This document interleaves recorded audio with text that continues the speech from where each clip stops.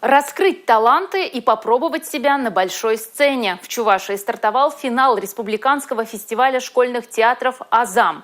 За звание лучшего борются 29 коллективов. Свои спектакли они показывают на площадках чувашских театров и учреждений культуры. Что о конкурсе думают его участники и какие постановки претендуют на победу, узнала моя коллега Анна Центовская.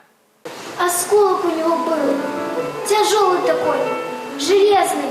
С острыми краями. Только это совсем не тот осколок, от которого погиб отец Вовки. И Вовкина мать умерла просто от болезни. А теперь что? Остался Вовка совсем один? На сцене русского драмтеатра в Чебоксарах развернулась постановка театральной студии «Калейдоскоп талантов» Цивильской школы номер 2. Коллективу всего 1,5 года, но за это время он успел сформироваться, вырасти и затрагивает в своих спектаклях по-настоящему взрослые темы. В фестивале «Азам» юные актеры участвуют в постановке «Путешествие в обратно». История о детях, которые остались сиротами в военное время. Такие темы обязательно надо показывать детям, поднимать их, потому что это прививает любовь к родине, показывает, как тяжело было в военное время, чтобы дети не забывали о военных героях и вообще не забывали эту тематику. Играть, конечно, тяжело, потому что все-таки надо показывать их душу, как им было тяжело, какие-то грустные моменты, веселых, потому что в тот момент не было. В будущем я хочу связать свою жизнь с этим. Это опыт, новые знакомства и в целом ездить на всякие мероприятия со своим любимым театральным коллективом. Для меня это просто мечта. Постановка ребят из Цивильска учит мужеству, любви к родине и хранить память о событиях того страшного времени. Рассказанная через призму детского восприятия история понятна как взрослым, так и первоклашкам.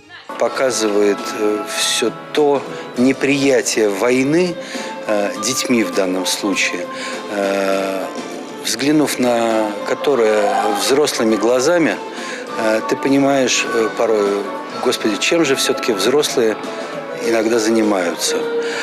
То есть вот этот вот призыв к миру, призыв к единению и призыв к любви своей Родины из уст молодого поколения, он в этой постановке звучит более чем злободневно и более чем органично. Выступать на новой сцене перед таким количеством зрителей для ребят волнительно и непривычно, но и с этим они справляются. Как-никак за плечами месяцы подготовки и репетиций. Каждый коллектив выбирал постановку так или иначе близкую им по тематике. И рассказывают они историю на своем детском языке. Я из Макдональдса, и я буду твоим ужином. Так бабка сказала. Это что же, бабка меня фастфудом кормить надумала? Бабка! Ученики Новобайбатаревской школы Яльчикского округа поставили новую версию сказки «Колобок». Вместо круглого хлеба здесь бургер, который бабка не состряпала, а заказала доставку. Только вот ни дед, ни лесные зверушки его есть не хотят. Согласно сценарию, я должна попытаться съесть тебя. Ну да. А если я не хочу, может быть, я гастритов боюсь заработать. Понимаю, брат. Слушай, а у тебя враги есть? Может, мы и меня вскормим? В стенах Чувашского института культуры свою постановку представили и юные актеры Новомуратской школы Комсомольского округа. Они взялись за более серьезную тему – блокадный Ленинград времен Великой Отечественной. Нам надо немножко потерпеть, и наши солдаты всех врагов прогонят. И снова наступит мир. И мама с папой придут за нами, и мы снова проедем в Ленинград?